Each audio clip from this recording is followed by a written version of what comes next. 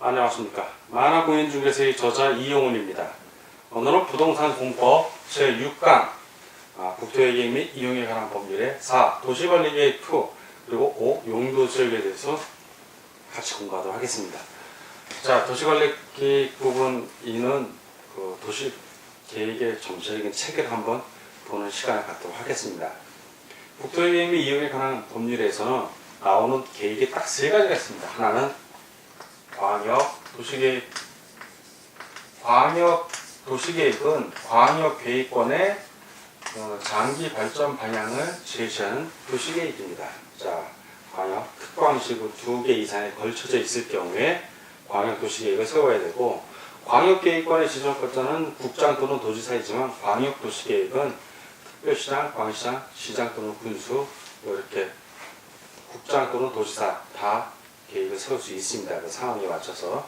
자, 광역계획권 안에 도시 지역이 도시 기본계획을 설정하는 경우, 수립하는 경우도 있고, 아니면 광역도시계획이 수립되지 않은 지역에서 도시 기본계획을 수립하는 경우도 있습니다. 만약에 도시 기본계획이 광역 도시계획 안에서 수립이 된다면 그게 부합이 되어야 됩니다.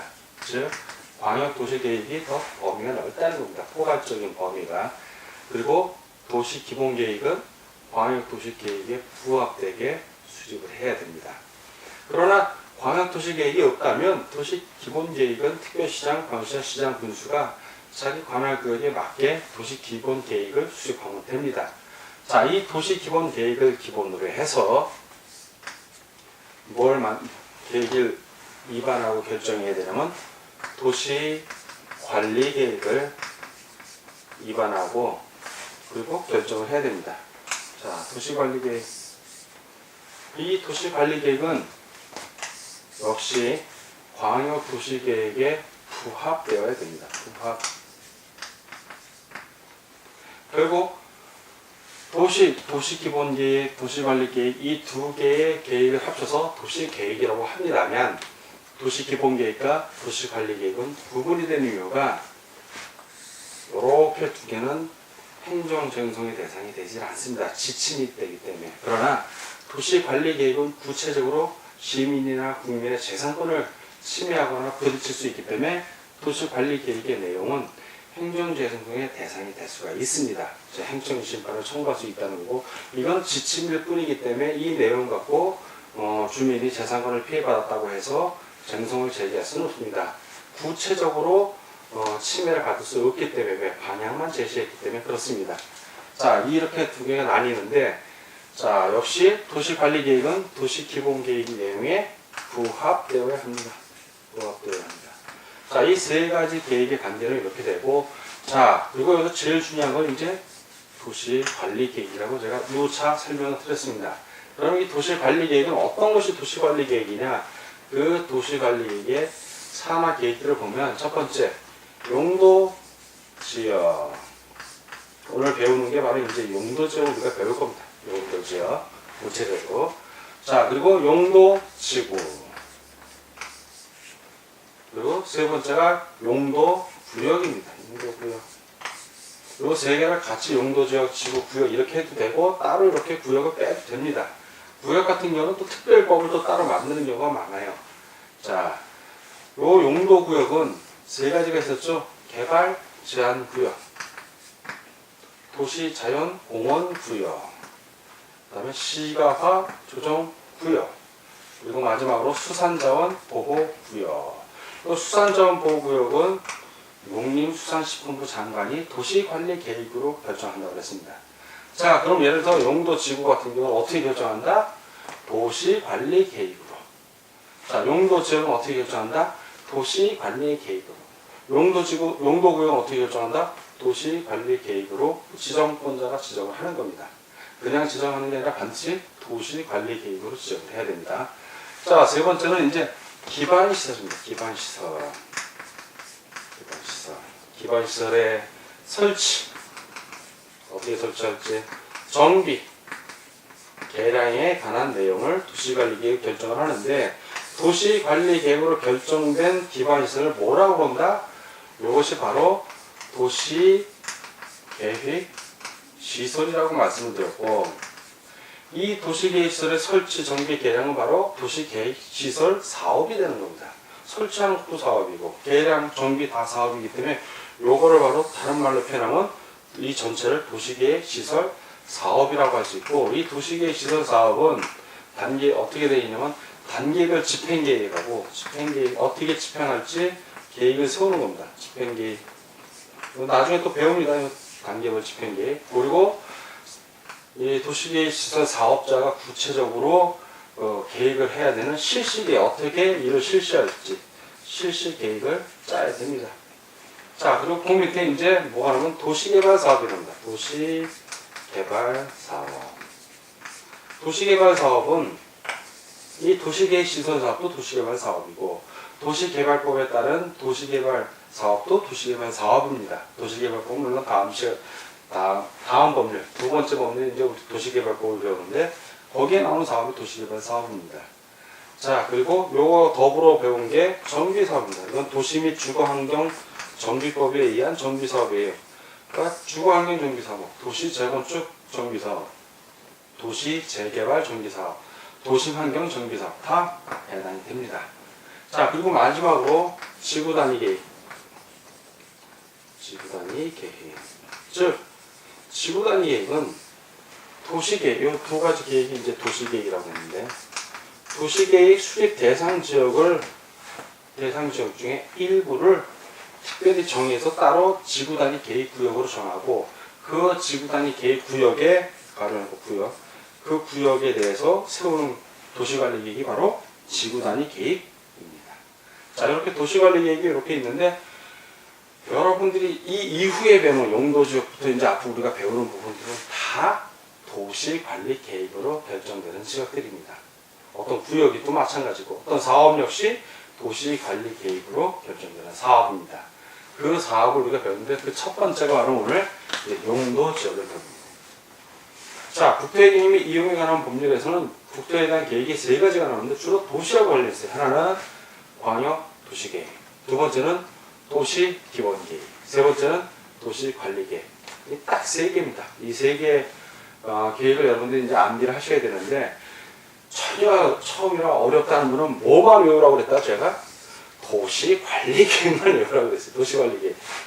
요것도 어렵다고 하시면 5번씩 하면 읽어보세요. 수업 끝나고 5번씩. 도시관리계획. 도시를 글자 그대로 해석하면 됩니다. 도시를 제대로 관리하기 위한 계획이구나. 그렇게 해석을 하면 되고, 도시기본계획은 도시에 대한 장기 발전에 대한 기본적인 내용을 정하는 계획이구나. 그렇게 생각을 하시면 됩니다. 광역도시계획은 광역계획권에 대한 장기 발전 계획이구나. 큰 어려운 게 없어요. 그래서 이 세 가지 계획 중에서 여러분들이 반드시 입에 달고 살아야 될 거는 도시관리계획. 여기 있는 내용들, 여기 있는 사업들 다 뭘로 결정한다? 도시관리계획으로 결정한다. 그래서 도시관리계획은 반대 암기하셔야 되고, 자, 이제 우리가 구체적으로 이 용도지역 어떻게 결정한다? 도시관리계획으로 결정합니다. 그럼 구체적으로 한번 용도지역에 대한 부분을 같이 공부하도록 하겠습니다.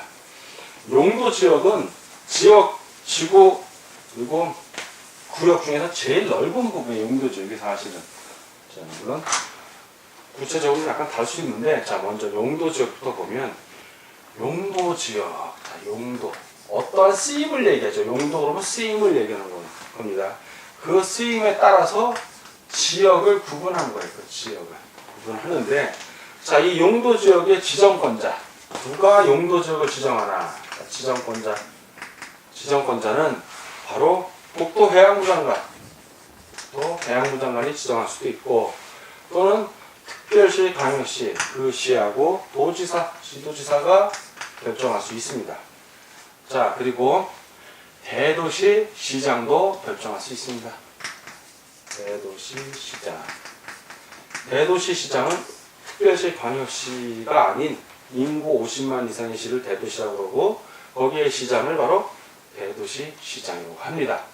자, 용도 지역은 국장, 시도지사, 대도시 시장. 시장 군수는 빠져 있습니다. 즉 용도 지역에 관한 도시관리 계획은 누가 할 수 있다? 국토해양부 장관, 시도지사, 대도시장을 할 수 있고 일반 시장 군수는 용도 지역 지정을 위한 도시관리 계획을 할 수 있다 없다? 없다. 자 이렇게 지정권자가 국장, 시도지사, 대도시시장인데 이런 용도 지역을 지정하거나 변경, 자 지정 또는 이미 지정된 걸 다른 용도 지역으로 변경을 하려면 이 사람들이 그냥 명령을 하는 게 아니라 반드시 뭐에 의해서 해야 된다? 도시 관리 계획으로 지정 또는 변경을 해야 되는 겁니다. 그러니까 용도 지역을 지정하는 게 바로 그것도 도시 관리 계획인 거예요. 하나의 도시 관리 계획. 도시 관리 계획에서 하나의 도시 관리 계획 하나를 짜면 그 안에 용도 지역, 용도 지구, 용도 이렇게 다 들어가는 게 아니라 개별적으로 있을 수도 있는 거예요. 도시 관리 계획이. 이 도시 관리 계획이라는 하나의 개념입니다. 포괄적인 개념. 도시를 관리하는 계획. 그 계획의 용도 지역을 결정하는 것도 도시 관리 계획으로 한다라는 걸 아셔야 됩니다. 자, 그러면 그 용도 지역은 과연 중복해서 지정할 수 있는가 없는가? 중복해서는 지정할 수가 없어요. 전 국토를 예를 들어 용도 지역의 큰 용도가 도시지역, 관리지역, 그리고 농림지역, 자연환경 보존지역, 도간농자로 나뉘면 도시지역으로 이미 지정된 지역은 농림지역이 될 수가 없다는 거죠. 반대로 농림지역으로 지정된 지역은 도시지역 주기가 중복이 안 돼. 즉 농림지역을 도시지역으로 바꾸려면 도시관리 계획을 통해서만 바꾸면 되는 거예요. 그러나 두 개를 동시에 지정할 수는 없대.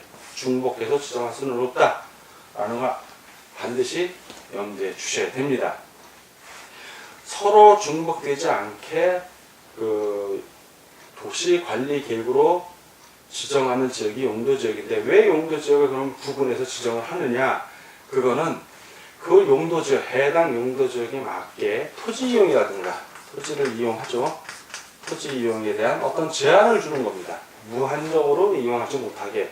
그리고 건축물, 건물을 지을 때 이 건축물에 대한 바닥 면적이라든가 건폐율, 용적률, 뭐 이렇게 건물의 용도, 높이 같은 거를 제한을 두는 겁니다. 그 용도 지역별로 구체적으로 좀 더 강하게 제한을 줄 수도 있고 약하게 제한을 줄 수도 있습니다. 그래서 이 용도 지역이 나오는데 이 용도 지역은 그럼 구체적으로 어떻게 나뉘냐? 네 가지로 나뉩니다. 첫 번째는 도시지역이에요. 도시지역. 암기할 때 도는 도시지역이 해당이 되는 겁니다. 자, 그 다음에 두 번째 법률에는 이제 관리지역이라고 나옵니다. 관리지역. 세 번째는 농림지역이에요. 농림지역. 농림지역은 농사할 때 농자고 임업, 산림을 얘기하는 거예요. 나무. 산림지역을 얘기하는 겁니다. 산림.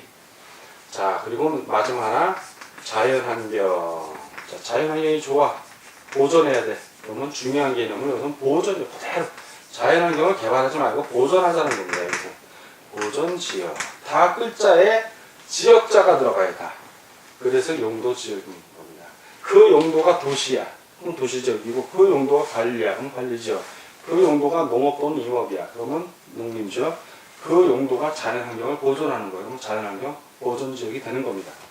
자, 그러면 구체적으로 보면 도시지역의 특징은 인구하고 산업이 굉장히 밀집되어 있는 지역이에요. 인구하고 산업이 밀집되어 있는 지역.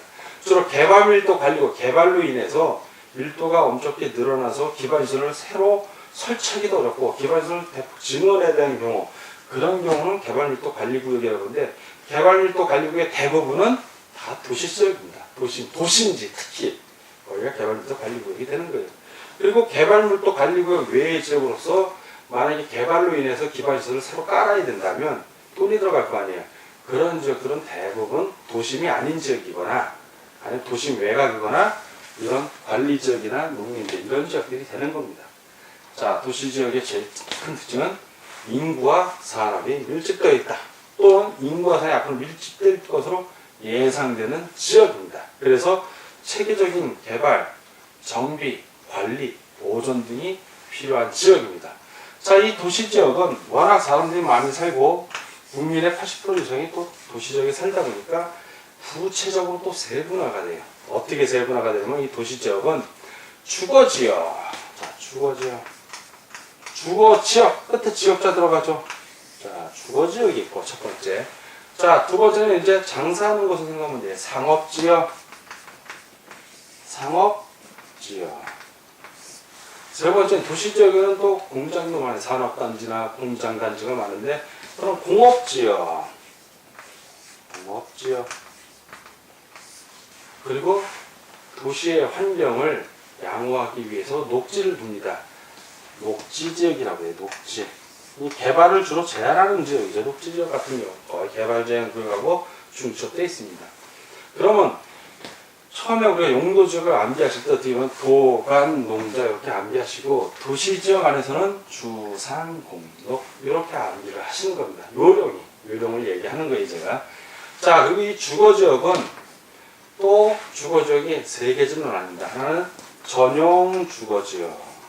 전용 지역은 제1종, 제2종 두 개가 있습니다. 제1종, 제2종이 두 가지가 있고 일반 주거지역, 일반 주거지역 제1종, 제2종, 제3종 세 가지가 있습니다. 준 주거지역은 딱 하나예요. 그냥 준 주거지역 하나. 그래서 전용 지역 같은 경우는 양호한 주거 환경이에요. 전용 지역, 양호한 주거 환경. 일반 주거 지역은 편리한 주거 환경. 준 주거 지역은 그냥 주거 기능 위주로 하는데 준 주거니까 주거 기능만 있는 게 아니라 일부 상업 기능이나 업무 기능을 보완하기 위해서 필요한 지역을 준 주거 지역이라고 합니다. 그래서 여러분들이 암기하실 때는 그 1편 그리고 용량, 편릴, 뭐 1편 이렇게 어떻게든 암기해서 상관이 없는데 이건 의외로 헷갈려 하시더라고요. 일반 지역이 편리한 건지 전용이 편리한 건지 이렇게 암기하라고 해도 이해가 안 되는 분들은 최후의 전용의 동글뱅이 이응하고 양호의 이응, 비읍하고 피읍 유사한 거 그냥 외우세요. 그렇게 외우는 것도 하나의 방법입니다. 자기의 편하게 관리하는데 전용은 전양, 일반 주거지역은 편리니까 1편 또는 반편 이렇게 편한 대로 외우시면 돼요. 근데 이것도 자꾸 읽다 보면 나중엔 익숙해지는데 처음 공부할 때 헷갈리지 말라고 말씀을 드리는 거예요. 자, 이렇고 전용 같은 경우 1종하고 2종인데 1종 같은 경우는 이제 단독주택 중심, 2종은 공동주택 주제. 단독 아니면 공동이야. 그러니까 딱 두 개니까 전용이고 일반은 제1종, 제2종, 제3종 일반 주거지역이 있는데 제1종은 저층, 제2종은 중층, 제3종은 중고층 이렇게 나눕니다. 자, 이제 상업지역 같은 경우는 이제 상업 업무를 주로 하는 지역을 말하는데 상업지역은 첫 번째 중심 상업지구가 있어요. 중심 상업지구. 그리고 일반 상업지구. 세 번째는 근린 상업지구. 그리고 마지막으로 유통 상업지구가 있습니다. 유통 상업지구. 중심 상업지구는 주로 도심을 생각하시면 됩니다. 예, 도심이나 부도심 같은 경우 그 상업 기능이나 업무 기능. 도심 부도심이 바로 어디냐? 전철역 있죠. 전철역 주변이 부도심들이라 생각하면 되고 도심은 주로 시청 같은데. 예, 서울로 말하면 서울시청 앞에 또 시청역도 있잖아요. 그런 게 도심이고 도심은 아니지만 도심 비슷한 역할을 하는 중심지들이요. 뭐 청량리라든가 서울로 따지면 영등포라든가 주로 역 주변이 중심지입니다. 그래서 중심 상업지역들이고 그리고 일반 상업지역은 그냥 일반적인 상업 기능을 담당하는 곳. 근린 상업지역은 근린 지역에서 유통 상업지역은 이제 도시 내에서 또는 도시와 도시가 그 연결한 유통 기능을 중심해서 연결하는 상업지역을 말하는데 이런 건 주로 이제 농수산물 수산시장이라든가 큰 유통을 위해서 대단지 시장들이 들어서 있는 곳 그런 데를 생각하시면 될 겁니다. 자, 이제 공업지역 같은 경우는 이제 공업의 편익을 위해서 있는 건데 생각을 해보세요. 공장과 공업지역에 이렇게 몰아놓으면 업무의 효율성도 높아요. 서로 어떤 산업이 하나 발전하면 하나의 산업만 이렇게 부품 산업들이 있지 않습니까? 자동차 같은 경우는 2만 가지 부품으로 되어 있대요.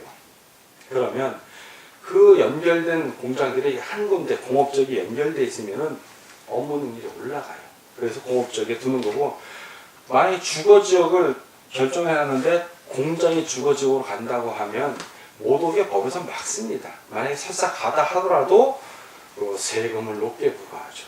네. 주거지역에 공유물질을 배출한 데에서 세금을 부과하는 겁니다. 그러면 알아서 공업지역으로 가려고 할 겁니다. 공업지역은 그만큼 세제 혜택을 주니까 이렇게 나누는 이유는 도시를 체계적으로 정비하고 가려고 보존하기 위해서 그런 겁니다. 자, 공업지역. 오염되는 건 한국에 몰아야죠. 자, 공업지역이 그렇고, 공업지역은 또 세 가지만 나요. 하나는 전용 공업지역. 주로 중화공업입니다. 전용 공업. 공업만 전용으로 하니까. 일반 공업지역. 환경을 저해하지 않는 공업을 얘기하는 것이고, 마지막으로는 이제 준공업지역은 준자가 들어가면 준한다는 얘기예요. 준주거지역처럼 공업지역만 있는 게 아니라 다른 기능도 있는 거예요. 준주거지역 같은 경우는 이제 경공업이나 주거기능, 상업기능도 이 안에 들어갈 수가 있는 겁니다. 준주거지역. 자, 그리고 마지막으로 녹지지역인데, 녹지가 필요하죠. 도시가 다 주거지역, 상업지역, 공업지역만 있다고 생각해 보세요. 공업지역에서 먼지 나와, 상업지역에서 바쁘게 돌아가, 주거지역에서 사람들 바글바글거려, 쉴 데가 없잖아요, 도시가. 그러니까 도시의 발전을 유지하면서 환경까지도 고려해서 만든 지역이 바로 녹지지역입니다. 뭐 자연환경이라든가 그 산림보호, 농지 같은 거 보호하기 위해서 녹지지역을 따로 만들어 놓습니다. 자, 녹지지역 역시 녹지지역에서 제일 중요한 개념은 녹지지역을 보존하는 거예요. 보존. 그러니까 보존자가 들어가면 개발을 한다는 거야, 안 한다는 거야, 안 하는 거야, 그대로 보존하는 거야. 보존 녹지지역 그러면 제일 그 제한이 강한 곳이에요. 거의 개발을 못 한다고 보면 돼요. 보존 녹지지역은. 자, 생산 녹지지역은 녹지지역은 녹지지역인데 뭔가 생산하는 거예요. 즉 농업 같은 거 생각하면 돼요. 쌀 같은 벼농사를 한다든가 이렇게 생산, 1차 산업을 생산하는 녹지지역이. 과수원 같은 거. 다 녹지는 녹지인데 뭔가 생산할 수 있는 거. 자, 그런 것이 이제 생산 녹지 지역이고, 마지막으로 자연 녹지 지역이라 했어요. 자연 녹지 지역. 자연 녹지 지역 같은 경우는 이제 그 녹지 공간 할 것 같은 걸 위해서 이제 만들어 놓는데, 자연 녹지 지역은 보존은 거의 개발이 불가능하다고 보면 되고, 자연 녹지 지역은 단서를 하나 달아놔서 불가피한 경우에 하나야. 개발을 할 수 있다는 걸 안 할 수 있대. 할 수 있어요. 제한적인 개발이 가능한 거예요. 자, 그러면 제일 녹지지역 중에서 개발하기가 제일 편한 거는 생산이고, 그 다음에 자연, 그리고 거의 불가능한 게 보존 녹지지역이라고 생각하면 돼요. 보존은 도시를 전체를 생각해서 그 녹지를 보존하겠다는 게 강한 거고, 이 자연 녹지지역 같은 경우는 이제 불가피한 경우에 한해서 개발이 허용되는 지역. 생산 같은 경우는 개발을 좀 유보한 거예요. 유보. 왜냐하면 농업 생산을 주로 하기 위해서 개발을 유보했을 뿐이지 이건 개발할 수 있습니다. 그러니까 보존이 제일 어렵고, 그 다음에 자연, 그리고 제일 편한 건 생산. 이렇게 생각하시면 됩니다. 자, 이제 관리지역은 조금 이따 이제 설명을 할게요. 요거는 중첩이 돼요. 예전에 한번 설명을 드린 것 같은데, 이 관리지역만 딸랑 독립되게 설명이 애매해. 이거는 좀 기댄다고 보면 돼요. 자, 딴 거 먼저 설명을 하면 왜 이걸 나중에 설명하는지 이해가 갑니다. 농림지역은 편하죠. 이게 도시지역이 아니야, 첫째. 이건 도시지역이 아니다. 도시지역에 있는 농림지역은 이건 생산 녹지지역, 이런 게 도시지역입니다, 이런 건.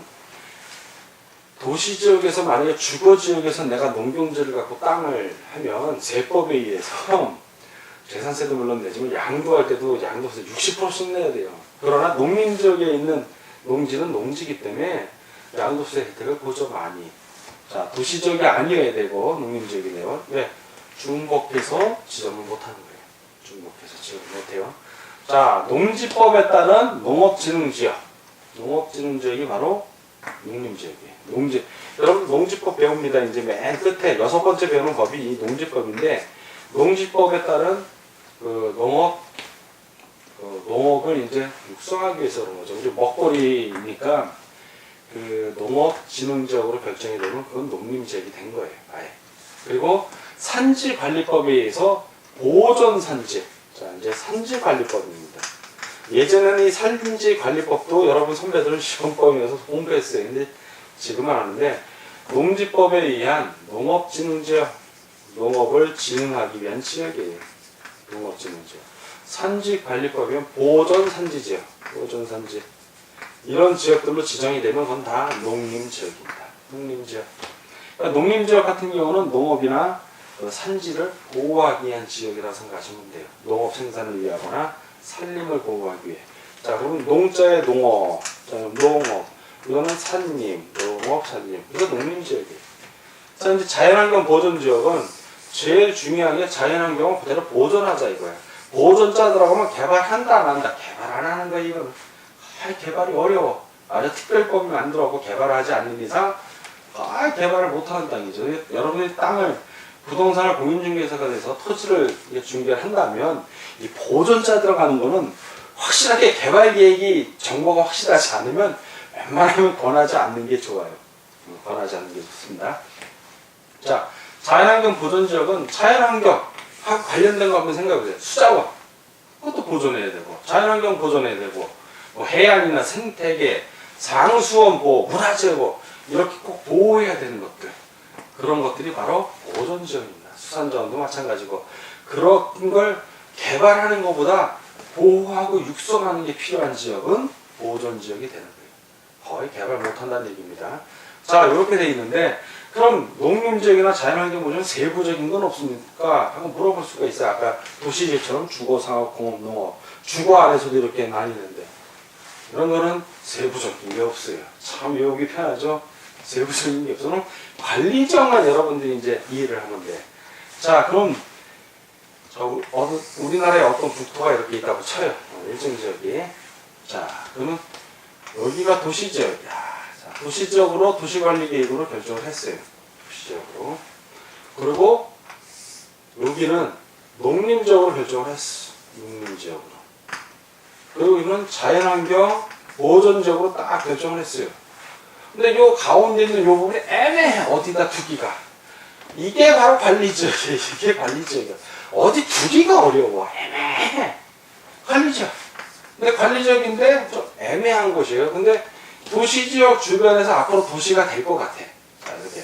도시지역 주변에서 관리할 만한 거를, 이런 도시지역 그럼 뭐, 여러분 머릿속에 도시관리계획이 무조건 떨어야 돼. 도시관리계획. 아, 그래.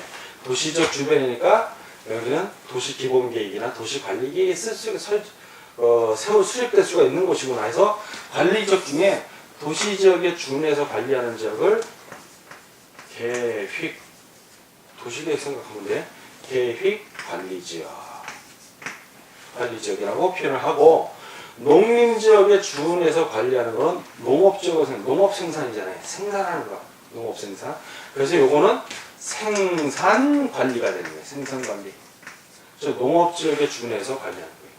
그리고 자연환경 보존지역으로 완전히 결정하기는 애매해. 조금 개발할 여지는 있는 거야. 그러면 자연환경에 준해서 관리하는 게 자연환경 보존지역에서 제일 중요한 건 보존이라고 했잖아요. 보존. 그러니까 여기는 보존관리지역이 되는 거예요. 관리지역.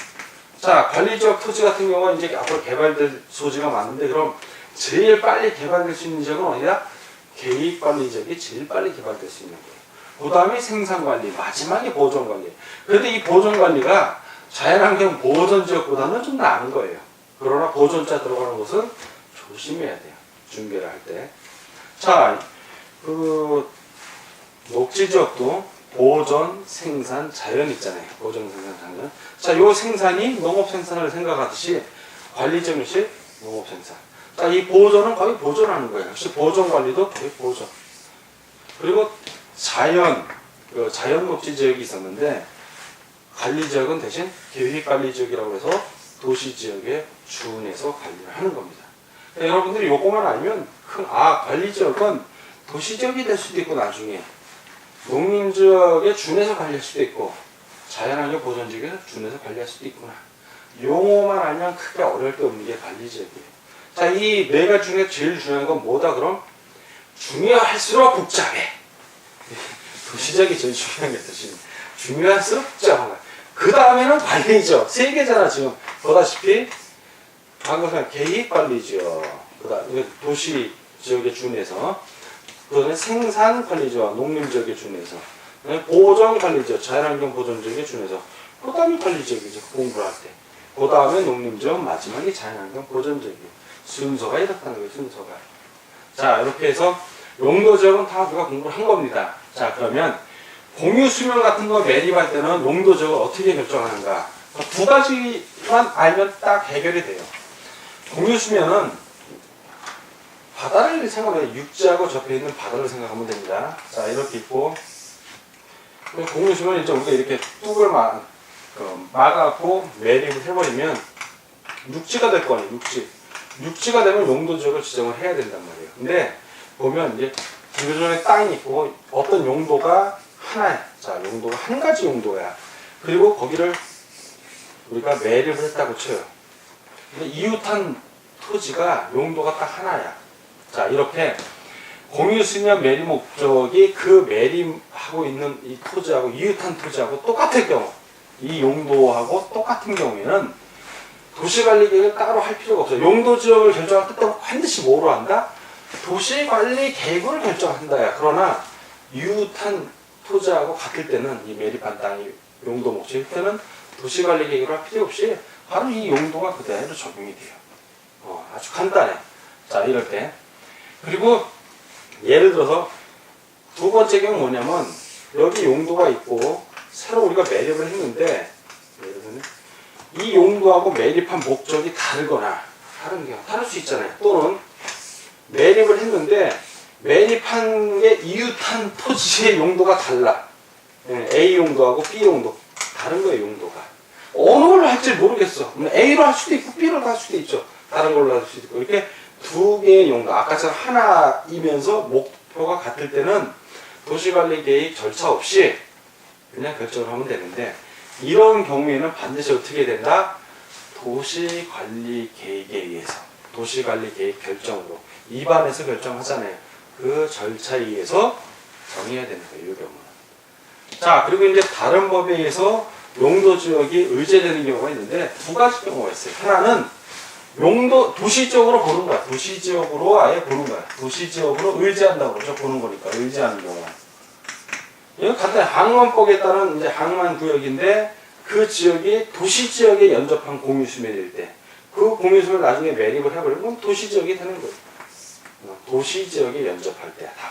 대부분 이래, 이거는. 그러니까 이거는 다 도시지역으로 보는데, 두 번째 이제 관리지역은 관리지역으로 보는 게 아니라, 관리지역 중에서, 이건 얘기가 좀 달라. 자, 관리지역 중에서 둘로 나뉜다. 관리지역 중에서. 하나는 관리지역 중에서 농지법에 따라서, 자, 농지법에 따라서 농업진흥지역으로 결정이 되면 그거는 농림지역이 돼버립니다. 농지법에 따른 농업진흥지역으로 결정 고시되면 농림지역이 되는 거예요. 농림지역.